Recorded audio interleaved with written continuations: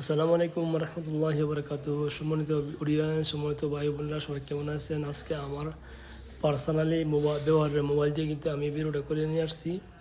আমরা এক জায়গাতে ঈদের সময় ঘুরতে গেছিলাম, তার জন্য কিন্তু সে জায়গাটা কিন্তু আমরা একটা অসাধারণ একটা দৃশ্য তুলে নিয়ে আসলাম আমাদের মোবাইলের মাধ্যমে ভিডিও করে। দেখতে পাচ্ছেন ছোট্ট ছোট্ট ঘর এবং পাহাড়, এত বিশাল বড় বড় পাহাড়, এবং মাঝখানে কিন্তু একটা খালের মতো পানি যাচ্ছে। এখানে খুবই সুন্দর আনকমন জায়গাটা। যারা এখানে আসেন না, যারা দেখেন নাই, তারা কখনো বুঝতে পারবেন না জায়গাটা এত সুন্দর। যখন নাকি এখানে বরফ পড়ে, এই জায়গাটা দেখতে এত সুন্দর লাগে, এত ভালো লাগে, মানে বলার মতো না।